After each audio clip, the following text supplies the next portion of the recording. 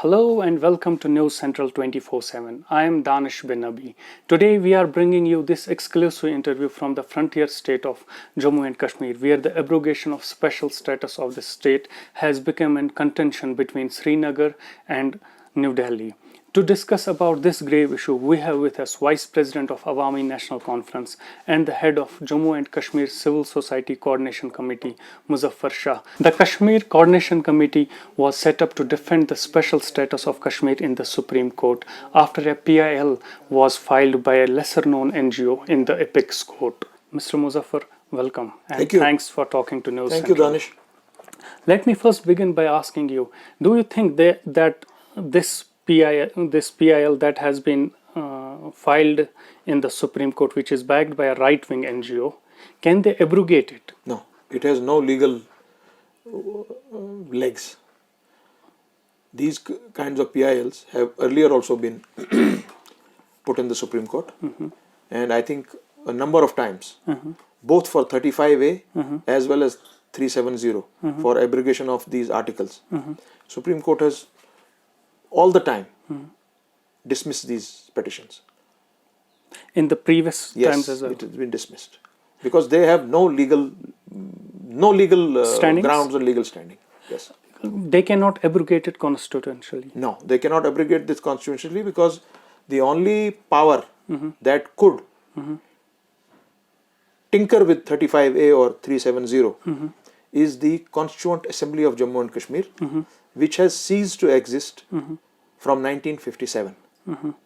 So in absence of a Constituent Assembly of Jammu and Kashmir, neither my own legislative assembly, nor the parliament, nor the Supreme Court, neither the executive of Government of India, nor the President of India can think of abrogating 370. So they cannot abrogate it through the presidential order as well? No, they cannot abrogate it through presidential order unless it has to have the recommendations of the Constituent Assembly of which Jammu is and not Kashmir. Jammu and Kashmir state. Which is not in existence which is not since there. 57. Yes, and this is the question that we are putting to our friends in the BJP. That why are you doing something what your forefathers have guaranteed us? Earlier they always blamed Pandit Jawaharlal Nehru for this. The basic application when it was moved, the basic law when it was created, it was moved by none other than Sardar Patel, the Home Minister of India. It was seconded by Dr. Shama Prasad Mukherjee. So, why are they abrogating it? Why? What for? What is the reason? Okay, if by any means they abrogate this article, how will it affect the relation between Srinagar and New Delhi? Look, once we say in very hard terms, then some friends will tell me you are anti-India, you are anti-national. No, if you abrogate it, say now you say, okay, we are abrogating it because we have 300 people in the parliament with us and we don't care about law and this and that, which I am sure that will not happen. But if you think of doing that, then, sir, the accession breaks. It also brings the 370 into question. The accession breaks and the Kashmir question gets reopened with the Security Council. There will be questions on the instrument of accession as well. Accession, absolutely. It breaks straight away. And what would be the repercussions on ground? That will be disastrous and horrible. There can be bloodshed on the streets. We are not here for that. We have already lost 100,000 lives. Almost 70 to 100,000 lives. 70,000 to 100,000 lives. Why would the BJP, with a majority of 300 people, and let me also tell it through your channel, through your medium, Prime Minister, Home Minister, and to the entire BJP leadership, you owe a debt to Kashmir. Kashmir made you win 300 seats. Please don't come as an occupation force here. Come as friends and try to rectify the mistakes that have been done by earlier rulers from 1953 till date by bringing in these 43 or 44 amendments. If you want to break this 35A or 370 by bringing in a presidential amendment which you cannot, or presidential order which you cannot do under law, then please also note Be ready for the all the presidential orders that have been brought forth till date, they also expire. They are also thrown into the dustbin as you are trying to throw this. Kashmir is not the only state that has this special provision. Many other states Yes, as well. 371 A, B, C, D, E, F, G, Himachal, Arunachal, Manipur, Sikkim, Mizoram, Assam. In most of these Then places. why is BJP government only In most of focused these- on the Kashmir? Is in it most because of- of the Muslim Hindu cause Yes, or what? in most of these places, you can not only purchase land there, you cannot also enter that area without a permit. What we used to have here before 1956. So why you are doing it here? There is a feeling which is gaining ground every single day that you want to change the demographic structure of the state of Jammu and Kashmir. This is the only Muslim majority state of India, and it is your crown. You want to destroy your crown? Well, it's up to you. As a head of the civil society committee, how do you make the Indian civil society understand that they should not fiddle, or at least they should pressurize their own government not to fiddle with the special status of Kashmir? That's a very good question. This is what we have been able to do and able to achieve. This civil society, when it started its work, at that time the Supreme Court matter was at its peak. So at that very moment, we involved the civil society of Jammu. We involved the people from Ladakh. We involved everybody. Anyone from Delhi? You involve anyone? Yes, a lot of people from Delhi. And what we are going to do now? The civil society of Yes, Delhi. yes. That is how we made a breakthrough. And we got all these people put together, and we have, as of today, not only civil society applications from Kashmir region, we have from Jammu also. 2 applications are from Jammu for protection of 35A So the and people of 370. Jammu Yes. division are also on board. Also a part of this.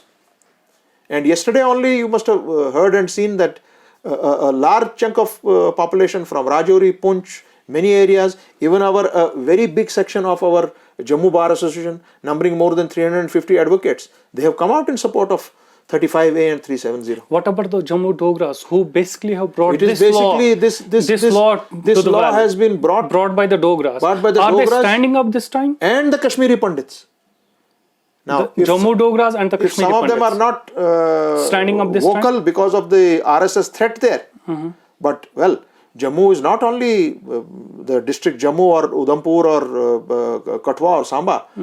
Jammu is all these places put together along with Rajouri, Poonch, Doda, Bhadarwah, Inderwal, Kishtwar, Banihal, Ramban, and a massive majority of the state of Jammu and Kashmir. Are Jammu Dogras standing up this time? I am sure I will have a very simple answer to this. Let us try and give this. I think you would be the first channel to report this. I think the best would be, we say that people are with us. They want to retain 35A and 370, a massive majority of Jammu and Kashmir. It is Hindu, Muslim, Sikh, Bodh, Kashmiri Pandit, whosoever are here living. And our some forces or some friends from the country, particularly the BJP leadership, they are hell-bent upon breaking 370 and 35A. That is their agenda. That is their manifesto. Well, if sir, that is true, and you are so sure that the majority wants to abrogate 35A and 370, why don't we on this point only have a referendum? A referendum about what? Do you want 35A? Or not? Yes or no? Do you want 370? Yes or no? And the referendum should be held in the entire state, not Entire state of Jammu and not Kashmir. in the valley yes, only. entire state of Jammu and Kashmir. Jammu, Kashmir and Ladakh. You will get the answer. Maybe you win. Okay, I'll also follow you. And you have also said it on n number of times that it's a basic threat is to the Jammu Dogra. Yes, and I have to said the- that very and to the clearly. Why Pandits. I am saying so? Because in when this thing turned into law in 1927, before that an agitation took place. Because earlier we used to have our script in Persian. Then the script in 1846 or 47. No, it was in 1886, 86 and 87. It got converted It got converted into Urdu. At that time, there were not many people who could read and write, particularly Urdu. So guys from outside used to come, mostly Punjabi Hindus and Punjabi Muslims. So it became slowly and steadily, it became a threat for the Rajput Dogras, who were the rulers, and our Kashmiri Pandits, who some of them could read and write. They got threatened because the guys who used to come from outside, they used to get land, they used to get jobs, they used to get preference on jobs, education facilities. So it affected our elite at that time. So they went to the Maharaja and said that, look, this is a problem. We have to protect our boundaries, we have to protect our land, we have to protect our education, and we have to protect our scholarships and jobs. And they brought this act. They brought this matter, which was in the shape of an agitation. They brought it into law in 1927. That is what is called this hereditary state subject laws, which exist till date. Of those laws, this state subject hereditary laws, it has been also extended and guaranteed after the accession by the Parliament of India. The guarantee to a Kashmiri Muslim, a Hindu, a Dogra, a Sikh, a Pandit, and a Ladakhi, both. This guarantee is from the Union of India to the people of Jammu and Kashmir of all the three regions. Mr. Shah, we have seen Home Minister Amit Shah has been a very proactive as far as the Kashmir is concerned. How do you see all these developments? Very strangely, yes, you're right. I think they want to show the world that they can just. They are certain people in the government today who run this country. They feel that they own the law and they own the constitution, which is very, very wrong. And as far as our Honorable Home Minister is concerned, I have just heard some days back, he has picked up around 16 IAS, IPS officers who will be specifically are assigned for Jammu and Kashmir. For what? To do what? That's my question to my Home Minister. What are they going to do that other officials are not doing here? Is this an unoccupied territory that you are again coming to occupy it? We are getting a feeling as a common Kashmiri on the ground. It's like those wrestlers coming in to, punch you and kick you and tell you, okay, you're out. We are going to throw you out lock, stock and barrel. These things don't happen. Kalhan has very rightly said in his history. Kalhan, the author. The author. 800 years back. Kashmir, by the power of sword, never. Kashmir, by the power of pen, yes. So please treat Kashmir like that. How much do you think is the People's Democratic Party responsible for all this mess? Had they not gone for the alliance in 2014, things might have been different. Well, you see, they have their own version that we went in for an alliance because there was no other way. Two regions of Jammu and Kashmir had voted. Because unfortunately, Jammu and Kashmir has always been used for power politics, for vote bank politics. And we have had bloodshed. For now, it's almost now the fourth decade going on.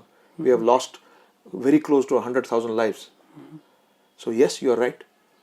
The inclusion of BJP into the state of Jammu and Kashmir in power position is a gift of the PDP to the state of Jammu and Kashmir. That is a fact. They are responsible. So the final words from Kashmir are quite clear. Do not fiddle away with any status of Kashmir. Not only that. If you fiddle with 35A, you lose Kashmir. Simple. Let us be very honest and very straight. Because the instrument of accession comes into question. It will break. Because when Maharaja acceded to the Union of India, at that time, very close to 600 states acceded. Well, they acceded with an instrument of accession, which the Maharaja also signed. But those states, they also merged their boundaries. They amalgamated into the state. And Jammu and Kashmir Jammu and has not. Kashmir Maharaja did not surrender his flag, did not surrender his constitution, and did not surrender his boundary. So today, if you remove 370 or 35A, if accession is threatened, Security Council opens up, any power can enter this place. It is up for grabs. China can come and take Ladakh. Say, okay, thank you very much. It's mine. Pakistan can come and take. Hey, whoever wants what. But the ultimate result is, it will be chaos, bloodshed. And only New Delhi will be responsible. And only for it. New Delhi and today's leadership will be responsible for this. I would request the leadership in New Delhi to really read the constitution of Jammu and Kashmir along with our own constitution, wherein 370 is a basic ingredient of the constitution of India. If you want to tear that page away, up to you. Mr. Shah, pleasure talking to News Central. Thank you very much. Thank you, sir.